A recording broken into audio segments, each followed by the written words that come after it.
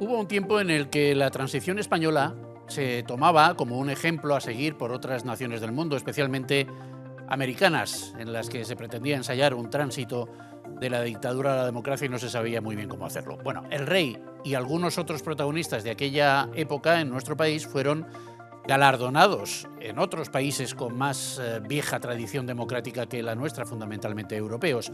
Y años después, como por ensalmo, como si de una cierta fatiga de materiales, que dirían los ingenieros, se tratara, pues ya no son tantos como los de los años 70, 80, los que se sienten orgullosos de una hazaña política como la conseguida por el pueblo español tras la muerte de Franco. Hasta el punto de que hoy algunos venden aquellos logros como claramente superados, o peor aún, como superables y fruto de unos pactos vergonzantes que dejaron impunes páginas de la historia que ahora esos mismos se afanan en revisar para desacreditar el conjunto de lo logrado, que no es poco. Bueno, pues de eso vamos a hablar hoy con nuestros 4 invitados, que paso a presentarles muy rápidamente, porque yo creo que no necesitan grandes alardes de presentación. Don Vicente Navarro de Luján, muy buenas tardes, ¿cómo está usted? Buenas tardes, muy bien. Usted militó en la UCD. No, antes milité en la Democracia Cristiana. En la Democracia Cristiana. Que en Valencia se llamaba Unión Democrática del País Valencià. Sí. Entre nosotros Unión Deportiva del País Valencià, porque no sacamos nada. Y luego milité en la UCD, donde tuve cargo público, y luego en el PP, donde también he tenido cargo público. Y me acabo de enterar que estuvo usted también en el Consejo Preautonómico de Albiñana, no solo el de Monsonís, que era más afín. Que era un consejo de coalición. Era uno de coalición, sí, una especie de concentración, ¿no? PSOE, PC y UCD. Bueno, así muy en titulares, ¿qué recuerdo guarda usted de la transición? ¿Bueno, malo, regular, mejorable, superable, superado? Y yo tengo un muy buen recuerdo, no ya de la transición, sino de la pretransición. Voy a poner un ejemplo.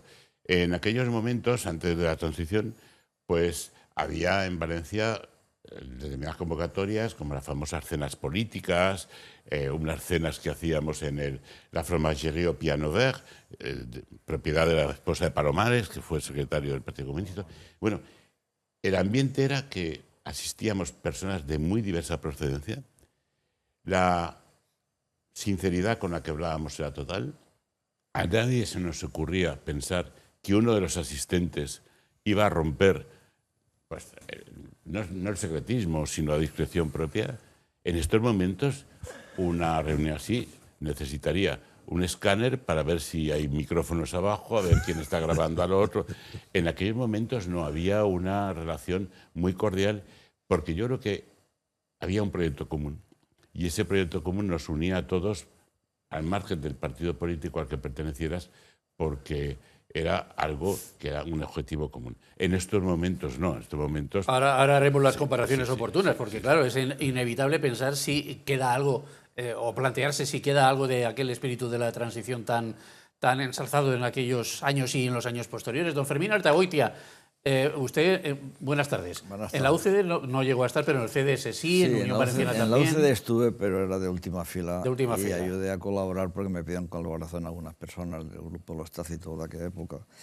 Pero no tuve una parte activa, digamos, importante. Bueno, pues cuénteme, ¿cuál es el pozo que ha dejado en usted de la transición? El pozo que me dejó, bueno, yo volví en el 71 de Francia y para mí era una época importante ver que España se movía hacia donde yo pensaba que debía ir, hacia un camino democrático y con respeto de las personas, las libertades y demás cosas importantes.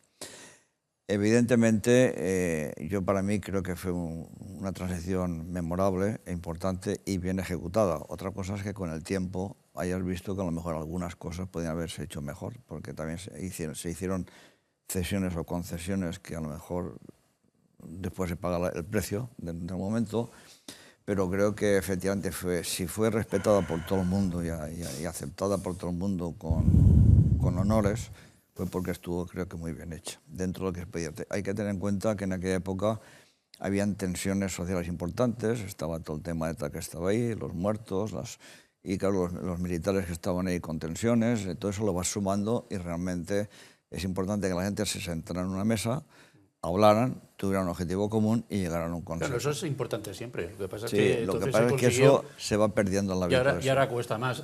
En Ferran Belda, bona vesprada. Bona vesprada. Vostè jo no sé si ha militat en algo, però ha sigut director de diari, Sí. que és més important que militar.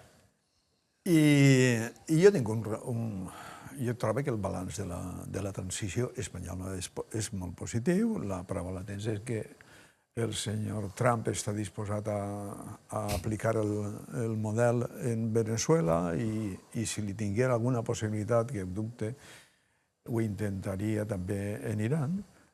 La transició valenciana és la que, entre altres coses, perquè l'hem viscuda més de prop, probablement i la vaig viure ja en l'exercici de la professió periodística durant la majoria del període, sí que tinc moltes reserves de com se va portar a terme. Reserves? Sí, però home, perquè trobo que No, sí, està bé. que la polarització que visquem en aquests moments en Espanya en general no té res a veure, ja ens hauria agradat en els temps de la transició que fora aquestes diferències tan accentuades que trobem ara les que teníem entonces. Don Federico Martínez Roda, historiador, muy buenas tardes. Buenas tardes. ¿Usted ha militado en algo? No, y no he militado precisamente porque yo creo que he tenido vocación de historiador y si militas estás ya bajo sospecha, ¿no? Pero usted es un romántico, porque eso ahora ya no se estila. Bueno, ahora ya bien, pero... primero se milita y luego ya... Pero en mi caso, o sea, yo no he militado nunca. Bueno, ¿y qué recuerdo tiene usted? ¿Qué pozo, qué titular daría usted de lo que fue la transición? A mí me parece que la transición, y estoy de acuerdo con lo que ha dicho Ferran en cuanto a Valencia, pero en conjunto, a pesar de que había tensiones, había una gran ilusión. O sea, a mí me parece que eso supera las tensiones que pudo haber. Yo veo la transición como un proyecto común y mucha ilusión. Bueno, ¿tenemos claro cuándo empezó la transición? Porque ahora parece que, como tenemos... Déjame eso para mí, porque soy historiador. Ah, pues venga, va. Es que solo quiero decir que la transición y sus fechas dependen del historiador y todos lo justifican. Aquí hay quien la las muerte de empieza. Franco en el 75, las No, primeras elecciones en el 76... 50-51 el años. atentado de Carrero también En el lo dice 73. mucho. Pero también hay quien dice que todo el régimen de Franco fue una transición que empieza denominándose totalitario y acaba siendo democracia Hombre, y los orgánica. 40 años en el desierto, No, eso pues también. es Cárcel Ortiz, ¿no? Cárcel Ortiz dice eso. Pero vamos, en general, casi todos los historiadores inician la transición la transición larga sería 73. Atentado de Carrero Blanco, 82, victoria del PSOE. Esa sería la transición larga. Y la transición corta sería la muerte de Franco hasta la Constitución. Pero es que es un convencionalismo. ¿Cómo lo ven ustedes, don Vicente? Bueno, por una parte, lo que dice Federico, que algún historiador señala, tiene cierta razón. El régimen de Franco no es una dictadura inmutable, no es una dictadura permanente, estable. Franco tiene una capacidad de adaptación a los cambios internacionales, sobre todo, que hace que el régimen del 39 se parece poco al régimen del 73, ha evolucionado. Desde el punto de vista ese tiene una capacidad de supervivencia Franco muy grande. Ahora, en la perspectiva que ya estamos tratando, yo creo que efectivamente hay un hecho capital que es el atentado del almirante Carrero Blanco. Eso rompe el esquema que había de transición. De sucesión, más que nada. Pero lo que rompe es con la sucesión prevista. Evidentemente, rompe el esquema que tenía Franco, ¿no? Porque Arias Navarro es un desastre. Arias Navarro no es capaz de pilotar aquel momento histórico, y yo creo que con la muerte del almirante... El almirante Carrero Blanco, con el asesinato por parte de... claro, Arias Navarro, yo me estaba acordando del espíritu del 12 de febrero fue un fracaso. de Carlos Arias Navarro, que anunció... yo era un crío, pero me acuerdo de ese día, que salió en la televisión, era creo una sesión parlamentaria, Sí, perfectamente. y anunció que habría algún mecanismo para elegir alcaldes, y aquello se vio como una... Es un discurso que le prepara Antonio Carro, que era ministro de la Presidencia, y es un discurso que parece algo aperturista, ¿no? Eso es. Abre la posibilidad de asociaciones y demás. Pero a ese discurso, si vais a la hemeroteca, inmediatamente le responde una cosa que Cambio 16 llamó el gironazo, es decir, una intervención de José Antonio Girón de Velasco en nombre de toda la vieja guardia diciendo que hasta aquí hemos llegado, que no. Y Arias pronuncia otro discurso donde realmente se retracta de buena parte de lo que ha dicho el 12 de febrero. Es cuando el rey dice, Arias lo para todo. Arias lo para todo. Arias no es el capitán posible de la transición. Porque otro punto de arranque de la transición podría ser ese, el momento en el que el rey obliga a Arias a dimitir y ya busca un relevo, que al final sabemos que fue Suárez. Claro, es otro momento clave. Podríamos buscar muchos momentos claves, ¿no? Otro es ese, sí. Yo he dicho que es un convencionalismo lo que pongamos, pero es cierto, y esto es una manifestación que hizo y que lo tiene escrito Fernando Suárez, el último ministro de Trabajo con Franco, que dice que su sorpresa fue cuando llega al Consejo de Ministros, todo el mundo estaba hablando y después de Franco, ¿qué? Por lo tanto, todo el mundo estaba planteándose ya implícitamente la transición. Por el hecho biológico que se iba adelantando. Por lo tanto, la transición, a mi entender, dado que los propios que estaban dentro del régimen, el Consejo de Ministros, estaban pensando que no podía continuar igual, habría varios proyectos de transición, pero entiendo que lo estaban ya planteando antes de la muerte de Franco. Venga, una propuesta provocadora. ¿Franco ideó la transición o hizo algo para propiciar la transición, aunque fuera después de muerto? Creo que lo único que sí que hizo para la transición, pensando en ella, fue la elección del príncipe Juan Carlos en vez de su padre. Cuando le dijo, usted no podrá gobernar como he gobernado yo, ¿no? Algo así. Él prevé su relevo. En la transición del régimen no. Yo personalmente creo que no, y precisamente la elección de Carrero representa un continuismo claro, a mi modo de ver. Ahora, cuando, si habéis leído el libro publicado por el rey Juan Carlos, cuando narra conversaciones privadas con Franco, y Franco dice, Alteza, usted podrá gobernar de forma distinta. No quiere decir que Franco se le ocurra, pero usted podrá gobernar de forma distinta y yo no. Él sabe, tiene sus limitaciones. No solamente limitaciones por razón de la edad, limitaciones por razón de dónde procede y de la estructura que le rodea, ¿no? Y yo creo que... Sí, respecto a lo que ha comentado Fernando Suárez, que es cierto, y a mí lo que me sorprende es que los ministros del régimen estuvieran tan poco al corriente de lo que se estaba gestando ya en el mundo. O sea, el señor Willy Brandt estaba ya fabricando una alternativa socialdemócrata en España. La ayuda de la socialdemocracia alemana a la reconstrucción del Partido Socialista es anterior a la muerte de Franco. Ya se estaba trabajando en una democracia que se sabía que iba a llegar de la manera que fuera, más pronto o más tarde. Ahora vamos con esa vertiente internacional. A ver, Fermín, me tengo que amparar porque usted es tan tímido que no... No, porque estoy hablando... En esa época yo estaba un poco más de observador que de partícipe, ¿no? Entonces, yo evidentemente, se ha dicho ya, yo creo que hay un hito importante que es la muerte de Carrero Blanco, que yo soy de los que pienso que no fue por casualidad, buscado porque rompía contra el sistema del régimen. O sea, que no cambió el régimen porque muriera Carrero, sino que murió Carrero para que cambiara el régimen. No, yo no digo eso. Yo digo que Carrero no deja de ser un cierto tapón a unos eventos que hubiéramos visto que hubiera ocurrido si él hubiera seguido mandando. Entonces, eso como no lo sé, no, pues simplemente puedo intuir.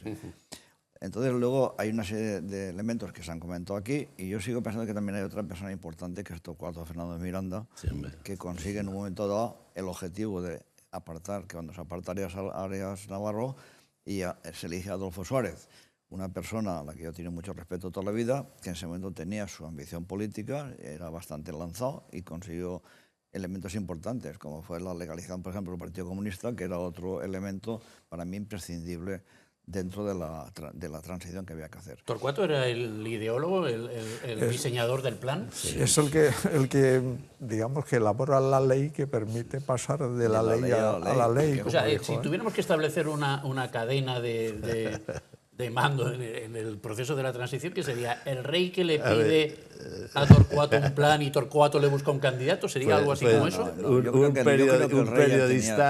periodista lo definió desde mi punto de vista perfectamente. Dice que fue Emilio Romero. La transición fue como una obra de teatro. El autor fue el rey, el director Torcuato Fernández Miranda y el actor Adolfo Suárez. A mí me parece que es un retrato. No, que sí, porque el rey quería a Adolfo Suárez y le encargó, supongo yo, a Torcuato y tiene que salir a esta persona del trío que tenía delante. El hombre maniobró, se sacó la ley, parece que le dicen un fin de semana, el hombre estudiando a ver cómo pasábamos de la ley para que no pudiera ser imputado, acusado de ninguna historia de la transición. Entonces hemos ido de la ley, que yo creo que es un elemento importantísimo para justificar lo que pasó. Y la maniobra de la elección, claro.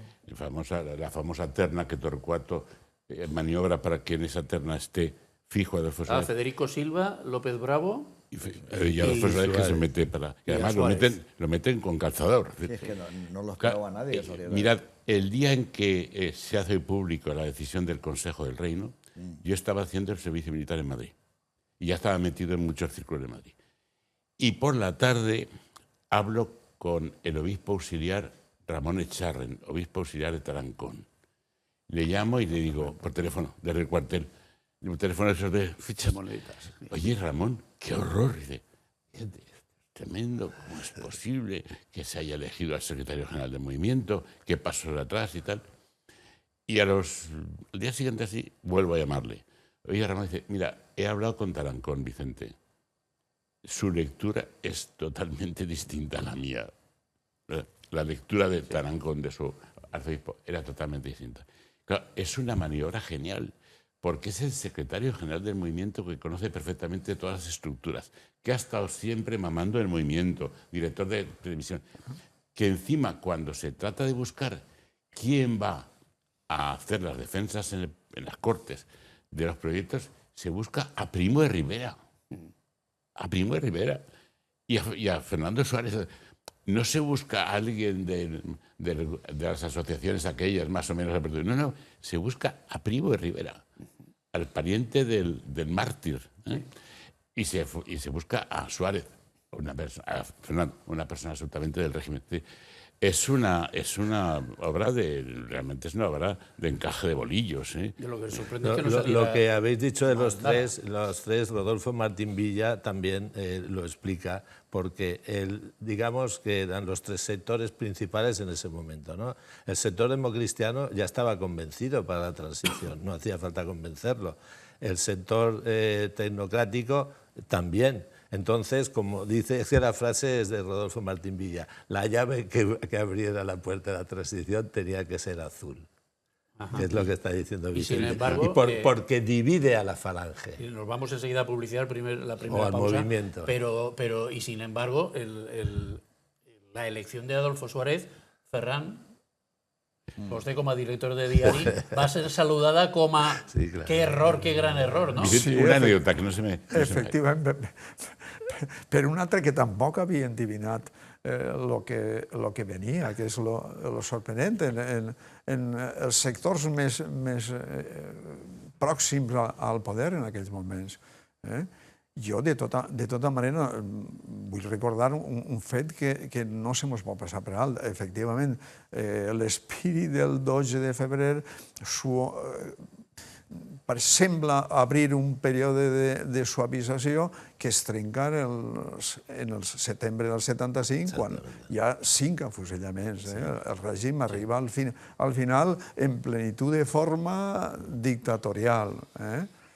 És només la mort de Franco i l'ascens del rei, aquí no se li poden regatejar mèrits tant en el colp com en la transició, qui acelera el proceso. Pues ahora una anécdota solamente. Pero rapidísimo. A ver, aquel julio del 76, cuando se produce la reunión del Consejo del Reino, en el chalet de don José María de Areilza se está celebrando una pequeña fiesta, un pequeño encuentro. ¿Ministro de Exteriores entonces? Había sido con Arias Navarro. Sí.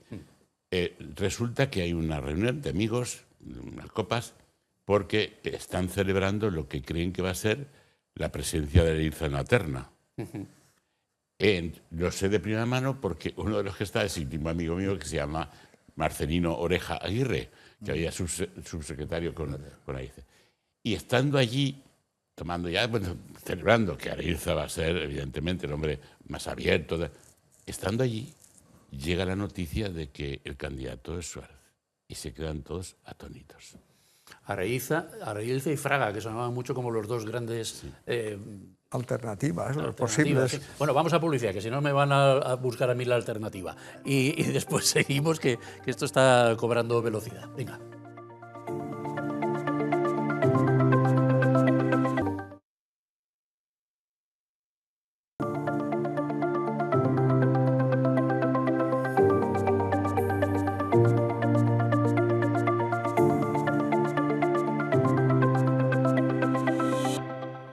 Hoy estamos revisitando la transición española de la mano de Federico Martínez Roda, Vicente Navarro de Luján, Ferran Belda y Fermina Artagoitia.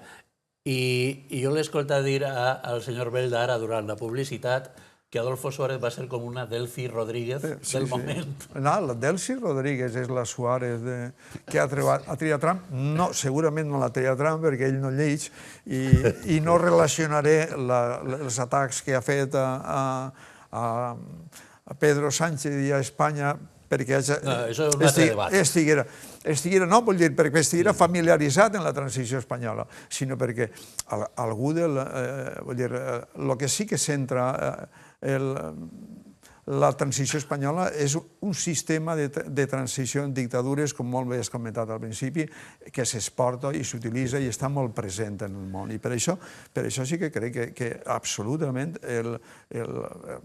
en el Pentàgon s'han inspirat, després dels fracassos en Iraq i en Afganistan, en què les transicions les han de realitzar els que tenen el poder, els que estan dins del govern i tenen els ressorts i la confiança suficient com per a donar respostes. Como lo hemos visto en las transiciones de bastantes países que pertenecían al bloque del Este, o sea, digamos, a la órbita soviética. Hay transiciones que son muy parecidas. Sí. Es la gente del poder la que abre... Porque no había antecedentes de algo así como esto. Pero la transición española, yo creo que en relación con los países del Este era más fácil. Porque la española era más fácil. Sí, porque no existía una presión de la URSS. Eso por una parte, y por otra porque ya había un nivel de renta. Por ejemplo, hay estudios que dicen que la transición española estaba garantizada un 80% el éxito debido a ya la estructura económica y el nivel de renta, mientras que la posibilidad de democracia en Portugal era el 54%. Vale, pues eso me lleva a preguntarles... Acabaron igual el año 86, eso es importante. Eso me lleva a preguntarles, antes de meternos en las influencias internacionales y en las vertientes internacionales del asunto, que también me interesa mucho, ¿quién impulsó la transición española? ¿Fue el pueblo el que pedía la transición o el pueblo no se enteraba porque no tenía costumbre y tampoco tenía mucha información y fueron una serie de personas... iba a decir iluminadas, pero eso puede sonar un poco raro, pero vamos, con un cierto punto de lucidez, el rey, Suárez, Felipe, Carrillo, Vicente, Fraga... Hay una osmosis, es decir, totalmente. Las que impulsaron la sociedad ha cambiado. La España de los años 72-73 no tiene nada que ver con la España de los años 60, es decir, la sociedad ha cambiado, la gente viaja al extranjero, hay gente que se va a estudiar fuera, personas del extranjero inundan España cada año. Es decir, hay una osmosis. No solo las suecas, no, de las playas. También ellas. Bueno, ellas, por ejemplo, a ver, parece broma, pero no, es una señal de apertura también ellas ver bikinis en Benidorm, ¿no? Obligan a modificar muchas leyes en relación con... Pero, claro, hay una osmosis. La sociedad va cambiando. Y yo recuerdo que Laureano López Rodó, cuando era ministro secretario para el Desarrollo, dijo en una entrevista: habrá democracia en España cuando superemos los $1.000 de renta per cápita. En Estocolmo lo dijo.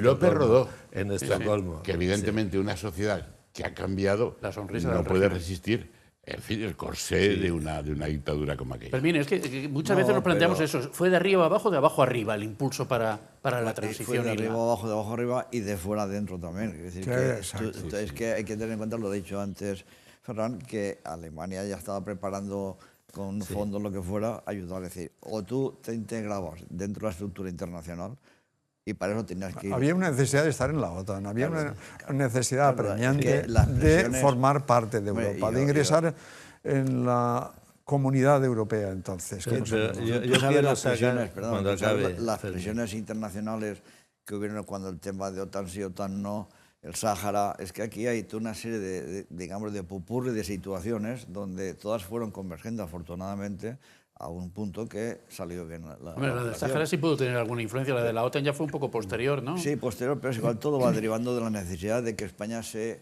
entrara en las estructuras internacionales, en todas partes. Alemania jubiló a Rodolfo Llopis e impulsó a Felipe y a Alfonso, ¿no? Estados Unidos jugaría un papel también, la embajada en Madrid. Sí, está muy Es que todo, al final... Echaba humo ¿Quién la embajada presiona más? americana. Todos. Hay un momento de tensión en la transición desde el punto de vista internacional que es Suárez viene de Falange, viene del régimen.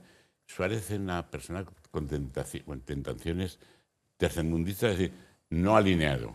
Sí. Acordaos que él Lo se intentó, encontraba ¿no? muy a Meternos gusto. en el movimiento de Y no alineados. Suárez es muy contrario a la entrada en la OTAN. No quiere. Pero tiene alrededor a gente como, por ejemplo, Otero Novas, Martín Oreja, que le intentan convencer de que es necesario. Desde Estados Unidos se monta una cosa que se llama MPAYAC, dirigido por Cubillo. Eso es una construcción totalmente ¿No de es la CIA. argelina?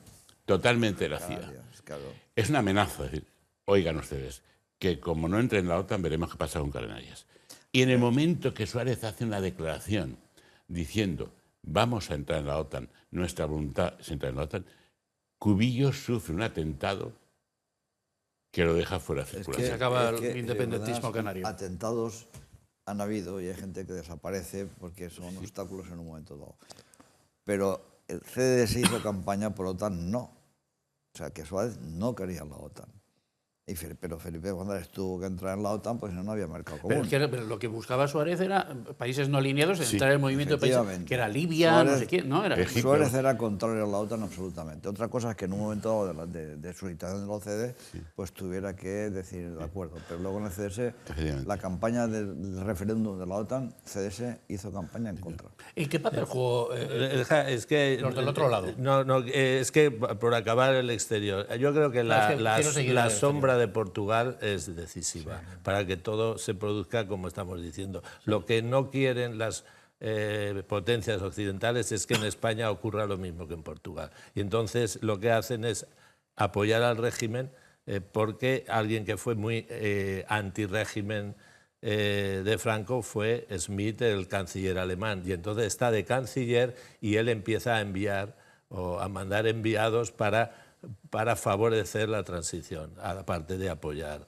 a una marcha del PSOE hacia la socialdemocracia, ¿no? Portugal fue un año antes, ¿no? El 74, Sí, 74. El 74, el 25 de abril del 74. Entonces eso yo creo que fue decisivo. ¿Qué pasa? Que en Portugal... En Portugal hay un ganó- momento que está a punto de haber una revolución comunista y todos los, digamos así, amantes de la revolución van allí a recordar el 68. Pues a eso es a lo que yo quería referirme. Al Y- otro lado, del Está- telón de acero, ¿qué papel jugaron? Porque Rumanía, creo que No, Ceausescu yo- también creo que jugó algún papel con Carrillo, no, Sí, no sé. sí, sí. Eso yo también te lo puedo. En la tesis doctoral de Pablo González Pola sobre el general Díaz Alegría, antes de la muerte de Franco, Díaz Alegría va enviado por el príncipe de España, por don Juan Carlos, para hablar con Ceausescu, para ver Carrillo si se incorporaría en una transición. Que le cuesta el puesto a Díaz Alegría cuando se entera. Lo cesan, al volver de Rumanía lo cesan. Son varios factores. Está la revolución de los claveles del 74, está los fusilamientos que aíslan aún más al régimen en toda Europa. Se levanta Europa en manifestaciones y protestas Palme con ante las huchas también, ¿no? o los Palme y demás contra contra los últimos fusilamientos, y después está la salida forzada del Sáhara, que digamos que deja al régimen con digamos, un descrédito manifiesto de su incapacidad de controlar todo el territorio nacional hasta ese momento y afrontar la situación. Luego no olvidemos que tenemos un nacionalismo muy potente ya en el País Vasco, tenemos un terrorismo que en aquellos años, no tanto como después en democracia, cosa curiosa, pero ya digamos que le está creando muchos problemas al régimen. Y tenemos la convicción, yo estoy convencido de que estos señores que se sorprendieron o que se plantearon muy tarde que habría un futuro distinto después, no pensaron, sí que pensaban antes que el control que tenían del país ya no era el anterior. O sea, el movimiento obrero, quieras que no, les planteó muchos problemas, las protestas vecinales por cualquier motivo avinagraban la gestión en los ayuntamientos y era ya muy difícil seguir de esta manera. ¿La violencia hasta qué punto jugó también un papel en el desarrollo de la transición? ETA, a lo mejor, lo decía Ferran, mató más en democracia que durante la dictadura, pero teníamos los atentados de los abogados laboralistas. Teníamos el Grapo, teníamos bastantes cosas, no solamente la ETA, estaban los Grapos, estaba el FRAP, o sea, que había bastantes... ¿Y todo esto jugaban a que no hubiera democracia o a qué? Es que da la casualidad, es que se pone mucho el ejemplo que efectivamente en Portugal hay una revolución y no muere nadie, que no murió nadie, ni siquiera en el asalto a la embajada española. O sea, allí no muere nadie y entonces se critica a la transición española porque sí que hubo violencia. Lo que ocurre es que, lo ha dicho Vicente muy bien, lo que pasa es que es la violencia de los que no querían transición, que eso también hay que decirlo. Sí que hubo violencia, desgraciadamente, pero la violencia la ejercieron principalmente los que no querían la transición. Efectivamente, o bien el atentado de Atocha, o bien ETA y el Grapo, ¿no? O sea, de los abogados de Atocha, no de... No, hombre, claro. No del 11M. No, a Atocha me refiero el asesinato de los abogados laboralistas, el año 77. Es un momento peligroso para la transición y yo creo que en parte ese momento lo salva Carrillo, controlando la manifestación que se produce multitudinaria en Madrid. Es una manifestación pacífica, tal. El rey está recorriendo en un helicóptero la manifestación desde arriba, viendo a ver qué está pasando, y realmente Carrillo ahí se gana la legalización. Y Vicente, y un elemento jurídico, que acuden a los tribunales existentes, con lo cual aceptan eso. Que eso es un detalle muy importante. Federico apuntaba una cosa que nos puede entroncar con la realidad a la que yo quiero llegar, a nuestra realidad actual, en donde ya parece que se pone muy en cuestión el proceso democrático. Lo de la violencia ejercida desde el Estado, los sucesos de Montejurra, no sé, en fin, en los que se atribuye una cierta responsabilidad al Estado del clima de violencia que deslegitimaría, aparte de la amnistía que dejaba sin juzgar posibles delitos del régimen anterior, etcétera, etcétera. Todo esto pero al final ha sido utilizado como munición actualmente, Vicente, para desacreditar la transición española. ¿Quién presenta la ley de amnistía en el Congreso? Marcelino Camacho. Hombre, eso es fundamental. Hombre, que la petición de amnistía no viene de los del propio régimen, que no pensarían nunca, sino viene de Marcelino Camacho. Del Partido Comunista es el que plantea la reconciliación nacional. Entonces se entiende que ahora haya gente que incida en que los crímenes del franquismo fueron... Es que que se ha tapado todo, que... Cuando hablabas antes de la resistencia de los materiales o de la... La fatiga de los materiales. La fatiga de los materiales, quiero decir, es que las ideas también y las ilusiones también languidecen. Y entonces estamos viviendo el languidecimiento de una ilusión de un tiempo. Pero eso no quiere decir que la valoración tenga que ser tan severa como se puede hacer de otras muchas cosas. El resultado está ahí, el resultado fue altamente positivo precisamente por eso, porque se produjo un salto que podía haber sido en el vacío y saldarse con muchísimos más muertos. Lo estamos viendo, o lo hemos visto hace unos años con la democracia en los países árabes, el intento de que la primavera árabe llevara a las democracias, lo único que ha llevado pues eso, a crear un Estado fallido en Libia, a una guerra civil absolutamente incomprensible en Siria, etcétera, etcétera. Es decir, las otras soluciones aplicadas por los países europeos para trasladar el régimen de libertades al mundo han fracasado de manera estrepitosa y han provocado verdaderas escabechinas. Yo pienso que lo que está diciendo Ferran, vamos a ver, cuando ahora se dice, no, es que la transición, hemos de reconocer algo que es humanamente inteligible.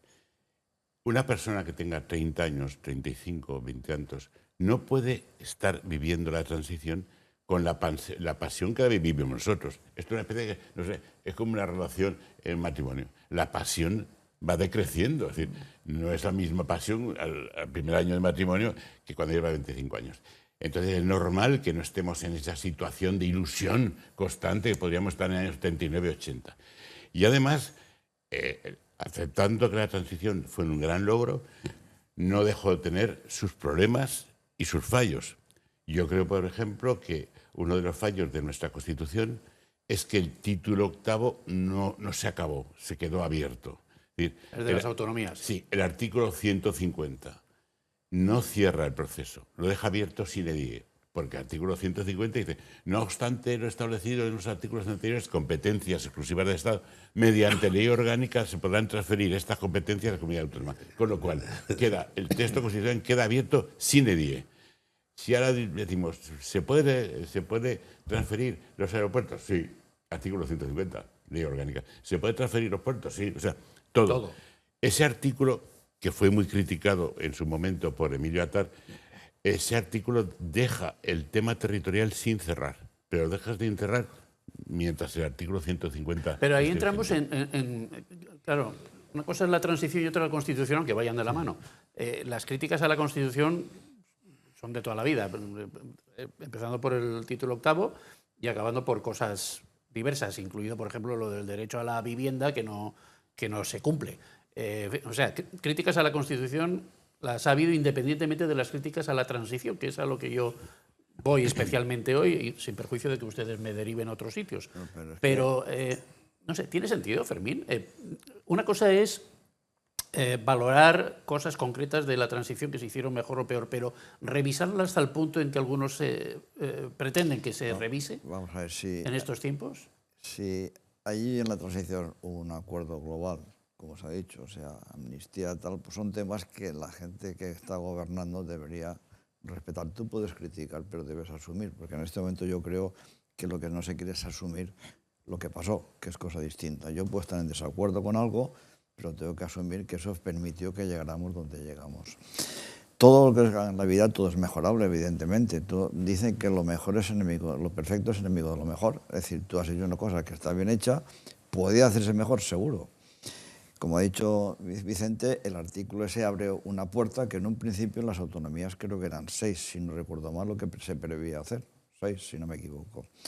Y eso ha dado lugar a concesiones y a descentralizar, que en este momento pues no sabemos si ahí está o no está. Que conste que yo me considero bastante valencianista, ¿no? En el sentido de que, pero no dejo de saber que España está aquí y que hay que respetar una cierta unidad de elementos. Tú no puedes descentralizar todo porque al final creo yo que se convierte en algo no manejable.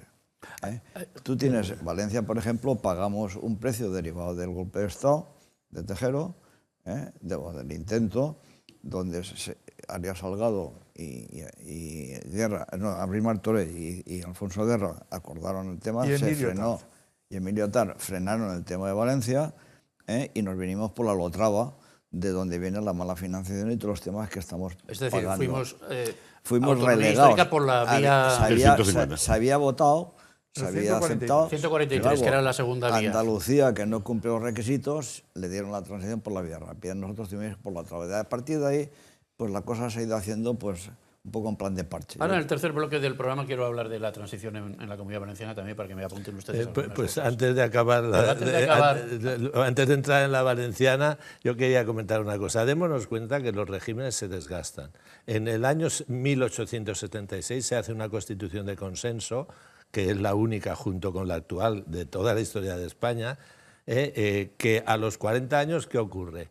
La crisis del 17. Bueno, a los 41. Pero es que a esta Constitución es una crisis social muy fuerte, ¿no?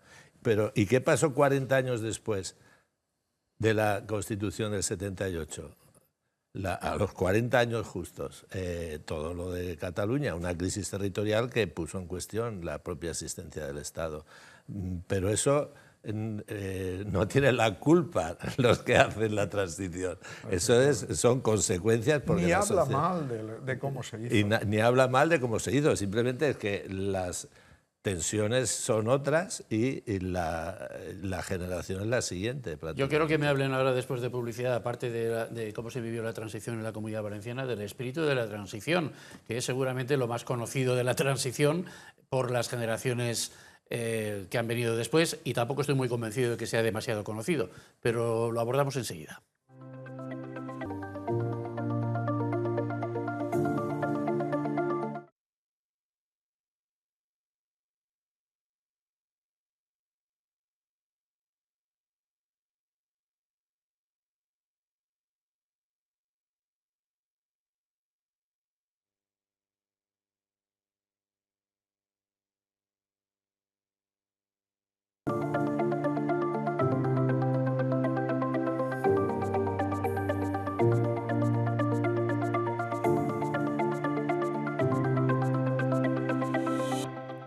Analizamos la transición española y lo que queda del espíritu de la transición española hoy con Vicente Navarro de Luján, con Fermín Artahuite, con Federico Martínez Roda y con Ferran Belda, que per ser Ferran, la premsa també va jugar un paper, no? I hi havia revistes que eren molt importants, de pensament, revistes no solament l'Interviu, que també tenia articles, però bueno.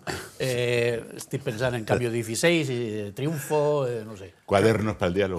Quadros para el diálogo. Efectivament, sí. També va jugar un paper important. Jo més o menys les vaig anar seguint totes, però vaig acabar sent un lector fidelíssim de Cambio 16. I crec que ens va il·luminar moltíssim a tots. Jo, si mal no m'equivoco, vaig llegir allí un reportatge que enllaça amb el que comentàvem abans del Sàhara, on s'informava de tots els partits que s'havien anat creant al Sàhara i qui estava darrere, qui els havia promogut. De com Marroc havia creat les seues forces de pressió al si de l'aleshores província espanyola i de com Algèria, que tenia i continua aspirant a tindre una eixida a l'Atlàntic i no caure no rebre tota la pressió del seu veí més potent que té al costat, que és el Marroc, va crear el Frente Polisario.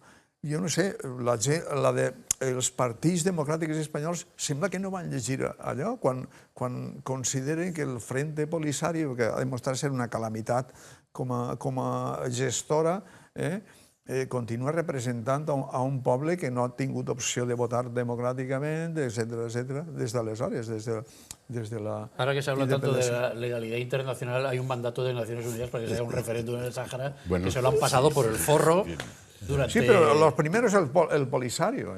Yo digo por eso, ¿no? Porque bueno, la prensa fue muy importante. Ahora que hace poco que murió Fernando Onega, lo hemos recordado mucho. Antes Victoria Prego, en fin, y tantos que todavía algunos de ellos continúan en el ejercicio de sus funciones. Fue fundamental.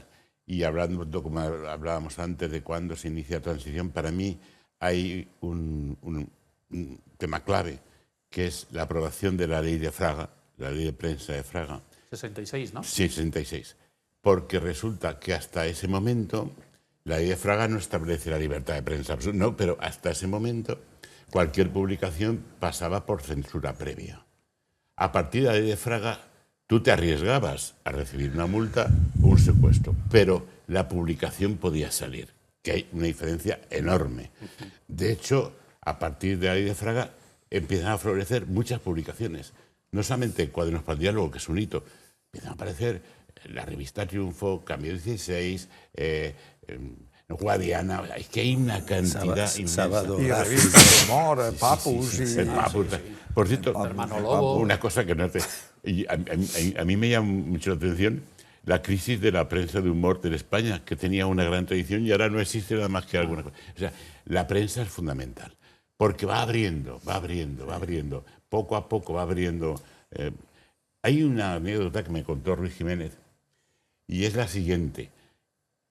Ruiz Jiménez es el que capitanea Cuadernos para el Diálogo, lo pone en marcha él es el que preside la empresa y es el padre de Cuaderno.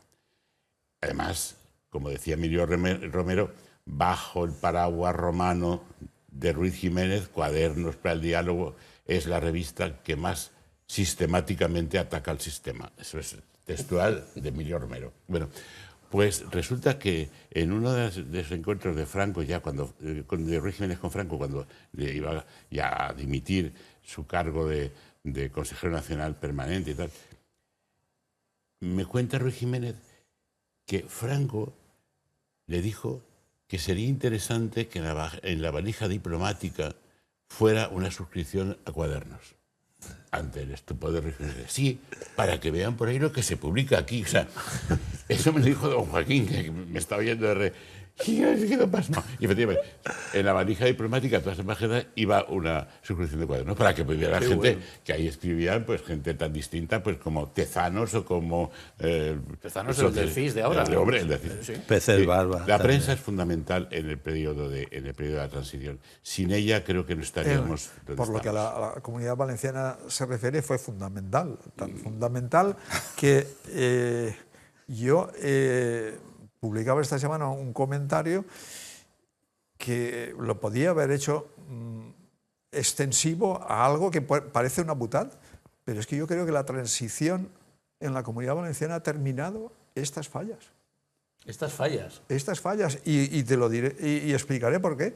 Por primera vez, tirios y troyanos han abordado el problema que a fecha de hoy representa la fiesta sin que ninguno de ellos fuera tachado de anatema, traidor a la patria, o hubiera sufrido un atentado, una manifestación, etcétera, etcétera. Por primera vez en 50 años, que es lo que se me ha escapado antes, por primera vez en 50 años desde la muerte de Franco, se puede abordar esta masificación y este grandísimo colapso que sufren muchas 200 ciudades de la Comunidad Valenciana y principalmente su capital, durante ya casi un mes, 20 días por lo menos, por primera vez. Bueno, y eso dice mucho de lo que ha significado la presión de la prensa en estas cuestiones. ¿Qué queda del espíritu de la transición? Estas conmemoraciones que se inventa el gobierno de vez en cuando por la muerte de Franco, por la Constitución, por el no sé qué, ¿son para reivindicar el espíritu de la transición o todo lo contrario? Yo creo que lo mejor del espíritu de la transición fue lo que llamamos cultura política. El consenso, ¿no? Cultura política no es solamente lo que está en las leyes, sino también los consensos básicos para la aplicación de esas leyes. Y yo creo que eso es lo que se ha perdido. En aquella época es que se hablaba de consenso, vamos, cada 3 palabras 2 eran consenso. Sí, pero hay que tener consensos básicos, no consenso en todo, porque además no es positivo, ¿no? No, yo hablo de acuerdos, ahora se echa de menos, ¿no? Hombre, sí, Fermín. Antes se negociaba, o sea, eso sí he vivido yo, se negociaba y te sentabas a hablar, yo lo he dicho siempre, hasta con el demonio. Los pactos de la Moncloa, que no hemos hablado de ellos, son fundamentales. Ejemplo fundamental, pero en política activa, que es donde yo he estado también, te sentabas a hablar con comunistas, con socialistas, con quien fuera. No se levantaban muros. No había muros. O sea, se hablaba, te sentabas, llegabas a acuerdo o no, cada uno defendía sus posiciones, pero luego no había esa crítica, digo crítica por no decir otro término más fuerte, acerba que estamos viviendo en estos momentos entre la clase política. No hay forma de que se sienten a hablar con problemas importantes que tiene el país. Y Las políticas de Estado ya no existen. Y aquí el único argumento es siempre tú peor que yo. Tú peor que yo. ¿Y eso entonces no pasaba? No, es que además no radica incluso... O sea, tú defendías tus argumentos, criticabas los contrarios, decías lo que tenías que decir en contra, pero no había esa agresividad que se ve donde se sacan trapos personales, por decir algo, o historias que no vienen al cuento, con tal de no llegar a un acuerdo. Y al final tú siempre eres peor que yo. Y pero eso es sociología electoral, ¿eh? Sí, claro, pero estamos de acuerdo. Pero para mí una persona que defiende desde puestos importantes, desde esa forma, para mí no tiene argumentación ninguna, Vicente, no tiene capacidad. No solamente ya en la crisis que vivimos de falta de consenso se refiere a las normas jurídicas con forma de ley. No, es que pongo el siguiente ejemplo. La mayor parte de normas fundamentales de la transición se producen mediante decretos leyes. La ley electoral que tenemos se publicó mediante decreto ley en tiempo de Landelino Avilla como ministro de Justicia y fue aceptado por todos. Y Landelino la había pactado con el Partido Comunista. Eso, y con el Partido Socialista. Ojo, esa es la segunda parte, porque Landelino sale el decreto... y su equipo, Landelino, Juan Antonio Ortega, claro, Miguel Herrero, habían pactado el decreto ley, que es el que tenemos ahora como norma electoral, con las fuerzas políticas de la oposición. Llegar a un acuerdo, que es nuestra norma.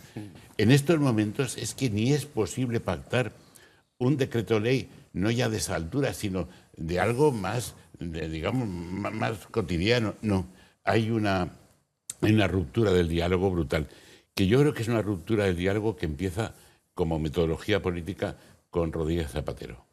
Con Zapatero creo que empieza está admitido así.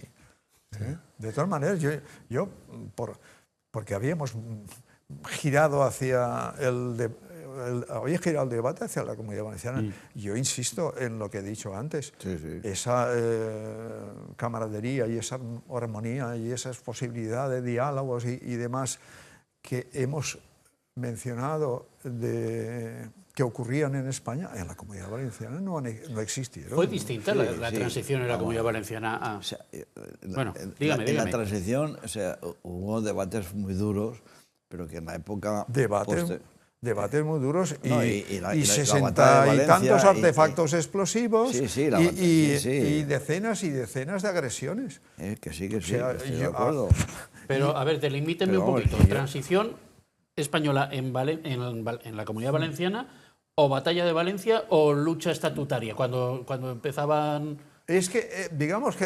a elaborarse los elementos del estatuto. Es todo un paquete, porque es la transición de la dictadura a la autonomía. Y aquí se forma un paquete. Y lo que en 1961, cuando queman a Fuster, es una reacción instintiva. ¿Cómo que queman a Fuster? En la falla de la Merced. En las fallas. Es una reacción instintiva que podía haber pasado perfectamente, pues como se queman tantas figuras y se convierten en ninota tantos pensadores políticos y folclóricas, pues es utilizado a partir de un momento determinado como un elemento de exclusión del contrario. Y lo que podía haber sido una transición, como se hizo en todas partes, aquí se convierte en una cosa muy seria. Aquí disentir te representa. A mí, yo estaba en Radio Nacional 1977 haciendo los informativos en valenciano y de la noche a la mañana, por añadir una coletilla que decía que el atentado al Papus, que le costó la vida al portero de la finca. La revista El Papus. La revista El Papus, efectivamente. Perdóneme estas coletillas o estas matizaciones, pero es para que si hay no, alguien que no recuerda o no lo ha vivido, sepa de qué estamos hablando. Correcta y pertinente. Y yo añadí que se suponía, que se desconocía la identidad de los autores, pero se suponía que se trataba de un atentado de extrema derecha. Pues el señor Vicente Giner Boira llamó al director de Radio Nacional de España en Valencia y le pidió mi cabeza. ¿Qué era Giner Boira en aquel momento? Pues era un patum, un Personaje, factotum personaje. en el sector blavero, que entonces estaba en pie de guerra contra todo lo que supusiera maldad, Entonces, si la agresión. transición en Valencia fue más, en Valencia sobre todo, en la Comunidad Valenciana, pero en Valencia sobre todo fue más difícil, fue por el componente de valencianista, Fue- digámoslo. El No, tema pero es que simbólico. además se Los símbolos. utiliza los sectores más renuentes al cambio de ese momento y se deja, la UCD se deja arrastrar en su práctica totalidad a ese terreno, utilizan una cuestión, la cuestión nacional, que entonces no representaba nada. El mismo John Fuster escribía, ya todavía en los años 80, que no levantaban un gato del rabo. Pues aquí lo que se dio a entender es que la Comunidad Valenciana estaba a punto de ser absorbida por Cataluña y que aquí había un ejército de afrancesados dispuestos a unirse a Cataluña. Y todo eso, lógicamente, provocó un trastorno Fermín, social ¿cómo lo recuerda brutal. usted, Fermín? Yo recuerdo que fue muy duro, pero tampoco creo que... 60 y tantos sí, atentados 60 y con tal. bomba. Sí, bueno, bien, sí estoy de acuerdo, pero todo eso también fue diluyéndose porque aquí había gente que pensaba, y yo mismo, no es que estuviera en ese follón, cuidado en ese aspecto, pero sí que defendía unos símbolos que otros no querían defender. Y si no hubiera habido aquí un movimiento, pues nuestra bandera no sería la que es, y muchas historias parecidas. Entonces, Pero se supone que eso se discute en sí, el Parlamento, no, en las sí, Cortes pero se Valencianas. discute, pero cuando te quieren imponer y no tienes defensa, la gente toma la Imposiciones, calle. pero imposiciones las sufrimos todas. Sí, bueno, bien, pero Desde entonces, las tributarias pero a... hay gente que se defiende como puede defenderse y es en la calle, punto. Yo no estoy justificando, es decir, Hombre, pues las se manifestaciones... parece bastante. Fermín, Bueno, se pues parece si tú bastante quieres, que se parece justifiques bastante, lo es que mi se opinión. hizo aquí. Bueno, yo no estoy defendiendo, es decir, la violencia yo no la he defendido nunca, pero las manifestaciones en la calle sí, y los movimientos en la calle sí, porque para eso están ahí reconocidos. Yo puedo ir a manifestarme porque está reconocido también el derecho. Pero en aquel momento se veía o trascendía la gente, o yo mismo, que vine de fuera en aquella época, no estaba metido en todo el tema político de ese momento, pero mi lectura desde cuando llego es que hay una serie de movimientos de mayor poder político que imponen unas condiciones en las que, por ejemplo, yo no estaba de acuerdo. Entonces me manifesté y fui a manifestaciones. Claro, no tiré ninguna piedra ni tiré huevos tampoco. Fue un momento de tensión, yo lo viví, yo estaba... Bueno, estuve hasta que se deshizo UCD, estuve en el Comité Ejecutivo Provincial de la UCD, y en la UCD había una división, había un sector, el sector procedente de la democracia cristiana, el sector liberal de Burguera, de Chimo Muñoz Piedras, que mantenía unas tesis, nunca las tesis de anexión ni de Cataluña, ni mucho menos, pero unas tesis, y otro sector, que era un sector mucho más duro, que venía del GAP y tal, que había tensión dentro del Comité Ejecutivo, yo lo viví dentro del partido, y había división dentro del partido. Es verdad que, por otra parte, sí que históricamente la cuestión de símbolos y la explotación de esa cuestión llevó al poder a Eduardo Zaplana. Es decir, la gran manifestación de Valencia y tal da un giro. Sí, pero eso ya es en el año 95, No, ¿no? pero estamos hablando de los símbolos. El gran giro político que implica la salida de Joan Lerma de la Generalidad y la entrada de Eduardo se da en el contexto de esos movimientos de manifestación grande en la calle Colón y tal. Sí. Ahí cambia. ¿Pero fue por eso o fue por desgaste de Felipe González? No. Ahí cambia, pero vamos a ver. Y se forma un gobierno de coalición entre PP y Unión Valenciana. Unión Valenciana. Claro, ahí, el detonante es la utilización del tema de símbolos tal para ese cambio. Es clave. Y yo creo que sin ese ambiente no se hubiera producido el cambio La político. manifestación en Federico. la calle Colón. Yo creo que, por lo que ha dicho Ferran, que ahora está la cosa más tranquila, yo creo que es consecuencia del proceso independentista en Cataluña.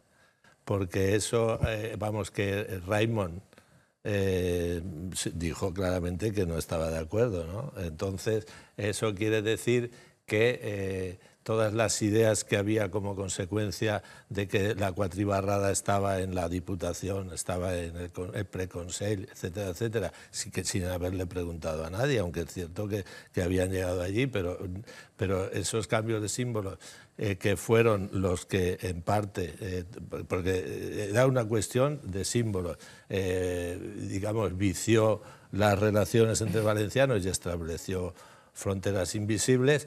Y yo creo que ahora, yo no sé si no existen o han quedado muy debilitadas como consecuencia, en parte, del proceso independentista de Cataluña. Porque ahí sí que los sectores, no ha aparecido la palabra, pero hay que decirla, que se consideraban más o menos pancatalanistas, y verdaderamente no lo son. O sea, sinceramente, vamos, creo que no lo son.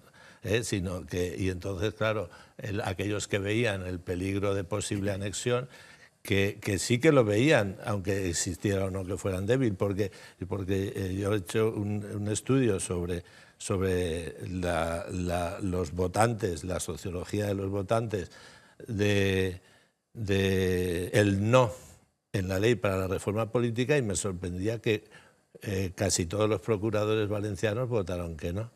Casi todos. Sí, Pedro Zaragoza es un liberal, vota que no, y los demás. Entonces, ¿por qué votan que no? Porque sí que ven, es como diría Bayarri, un peril catalán, ¿no? No, o sea, Fernando Abril Martorell, en una cena, a la que estábamos en el periódico unos cuantos, se llegó a admitir que efectivamente él pensaba que si no se establecía, si no se creaba ese ambiente de rechazo hacia los afrancesados valencianos, si no se tildaba a un sector absolutamente minoritario en aquel entonces de catalanistas valencianos, la comunidad valenciana se iba a ir con Cataluña. Y digo, ¿en serio que de verdad? De aquí no vamos de aquí esto no va a salir, pero de verdad pensaba realmente, sí, estábamos, era un peligro que Cataluña se hubiera a Cataluña, pero Valencia, ¿cómo tenía que unirse a Cataluña? Pues no sé. Abril Martorell era valenciano y era vicepresidente del gobierno de Suárez, de la UCD, ¿no? Efectivamente, y hombre clave, goza desde junto con Alfonso Guerra fueron los que clave con Guerra hicieron la Constitución. En los procesos claves de la Constitución, lo llevaban a la Comisión Constitucional cada día los textos preparados. La cena anterior en el restaurante José Luis, cuando llegaban allí, le daban los textos al presidente de la comisión, a Emilio Attar. Esto es lo que se ha acordado, y punto. No, pero en cualquier caso, de acuerdo que había un disenso muy importante en lo que estamos hablando, pero donde se aprueba tanto la ley para la reforma política como la Constitución con más votos, las dos provincias que más votos tienen son Barcelona y Valencia. Bueno, o sea, que eso es el famoso araquiri de los procuradores. Puede que alguien nos saque alguna más, pero hay un porcentaje. Bueno, nos quedan, me parece que unos 4 minutos de tertulia y yo no quiero que la acabemos sin que miremos al futuro. ¿Qué hay que hacer con la transición española? Hay que explicarla mejor a las nuevas generaciones. Hay que hacer algo por mantener ese espíritu del que hemos hablado o por recuperar los consensos. ¿Qué hay que hacer con el rey emérito antes de que fallezca? Si hay que traerlo aquí, no hay que traerlo. Es el símbolo, junto con Felipe González, probablemente, ¿no? Los únicos símbolos que quedan. Si la pregunta es a un jurista, como jurista digo, no hay ninguna dificultad jurídica para que don Juan Carlos venga a España. No hay ninguna sentencia pendiente. Solamente tendría que regularizar. ¿Se fue él?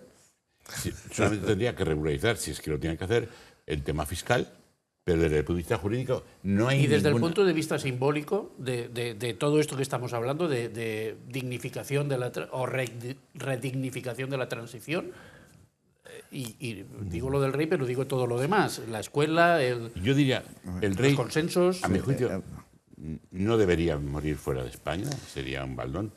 Debe morir aquí, debe venir.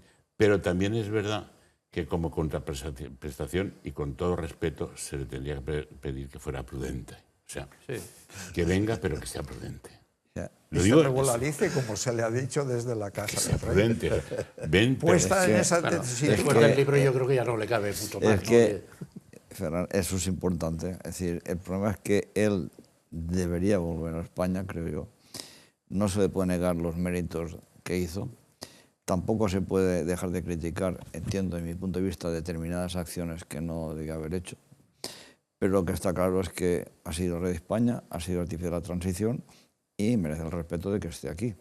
Pero evidentemente, como ciudadano que es normal de a pie, pues que tribute y declare lo que tiene. Con lo cual, a lo mejor tiene un problema, que si viene aquí tendrá que declarar todo lo que tiene y a lo mejor no le Que no se interesa. sabe lo que Y eso tiene. será, si esa es la ¿No? Y fundamentación... acaba de declarar que ni Claro. siquiera le preocupa la situación de Oriente Medio en estos momentos, que porque no está está muy allí. bien, que está muy bien Sí, no que, quiere pero ser- pues digo, El que, patriotismo de casa, por si perdona, en el tejado. es que termino, lo que para mí sería triste es que no viniera precisamente por esa argumentación de no querer reconocer cosas que tiene. Por lo demás, yo reconozco lo que hizo bien y pienso que hay cosas que podía haber hecho mejor. Es una decisión que tomó él y, Sí, y yo lo que creo que tampoco procede que... vaya, los papeles que se han puesto ahora a la disposición de todo el mundo, digamos, dignifican o reivindican el papel que jugó en la noche del 23 de febrero. Y ahí deberíamos haberlo dejado todo. Se empeñó el señor Feijóo en que eso le dignificaba para todos los restos y ahí yo creo que obligó a la Casa Real a decir que tendría que volver, si volvía tenía que ponerse al corriente con Hacienda y este deseo de que vuelva. A ver, 30 segundos, Federico. A mí me ha increpado mucho la pregunta que has hecho porque creo que es un problema que tenemos todos los españoles y es que utilizamos bastante la historia para enfrentarnos. Entonces, el que no haya consensos cuando entre los historiadores, ahora afortunadamente los hay muchos, esos consensos entre historiadores podían pasar a la sociedad española. No hay consenso sobre el siglo XVI, la conquista de América, no hay consenso sobre el siglo XVIII, la batalla de Almansa, no hay consenso en el siglo XIX y no hay consenso en el XX con la transición. Entonces, a mí me parece que ya que es pasado, el pasado no existe, tengámoslo como pasado y no presentismo Las histórico. dos Españas, las dos historias, somos Eso sería mi gran deseo. Somos el doble que cualquier otra nación. Vicente, Fermín, Federico, Ferran, 3 Fs, por cierto. Tenemos aquí Fermín, Ferran y Federico. Vicente. Muchísimas gracias a los 4 por estas interesantísimas reflexiones sobre la transición española. Y a ustedes, señoras y señores televidentes, les digo lo de siempre, que gracias por la atención prestada y que queden ustedes con Dios.